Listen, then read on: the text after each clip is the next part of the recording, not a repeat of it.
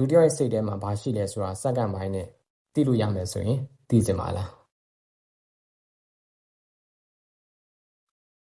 ခင်ဗျားရှိမှရှိနေတဲ့လူကခင်ဗျားကိုအမှန်တိုင်းပြောနေတာဒါမှမဟုတ်ရင်တခုခုဖုံးကွယ်တာလားဆိုတာပေါ့ခင်ဗျားချက်ချင်းသိကြပါတယ်ဟုတ်တယ်မလားလူများစုကပါဇက်ကရင်လင်းလို့ရပြီမယ်သူရဲ့မျက်လုံးကိုဟန်အနေထားနဲ့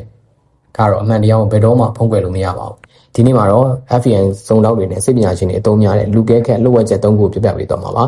နောက်ဆုံးချက်ရတော့ခင်ဗျားကိုလင်းလို့မရအောင်ကောက်ွယ်ပေးနိုင်မယ်အစွမ်းနဲ့ဆုံးလက်နဲ့တစ်ခုပါပဲနံပါတ်1မျက်လုံးရဲ့လှုပ်ရှားမှုကိုကြည့်ရပါမယ်စကားပြောတဲ့လူတစ်ဖက်လူကသူ့ရဲ့မျက်လုံးကိုဘယ်ဘက်အပေါ်ကိုကြည့်နေတယ်ဆိုရင်သူ့ရဲ့အုံနောက်ထင်မှာပုံရင်းတစ်ကိုဖန်တီးနေတာပါအဲ့ဒါကတော့လိန်ညာဖို့ဇလန်းစင်တာဖြစ်ဖို့များပါတယ်အကယ်လို့သူရဲ့ဘယ်ဘက်အပေါ်ကိုသူ့ရဲ့မျက်လုံးဘယ်ဘက်အပေါ်ကိုကြည့်နေရဆိုရင်တော့ဒါကအသိဖြစ်တဲ့တစ်ခုခုကိုပြန်စဉ်းစားနေတာပါ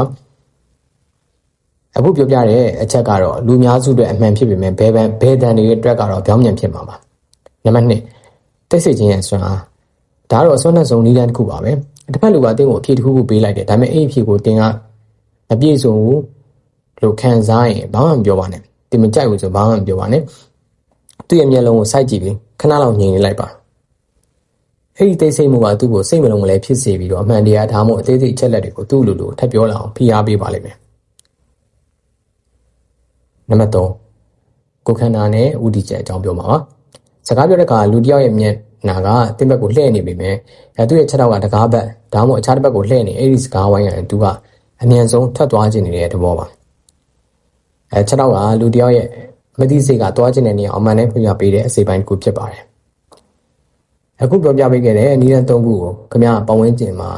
လူတွေစကားပြောတဲ့အခါမှာသုံးကြည့်ပါခင်ဗျားဘယ်လောက်ထိအံ့ဩဖို့ကောင်းလဲဆိုတာတွေ့ရပါမှာ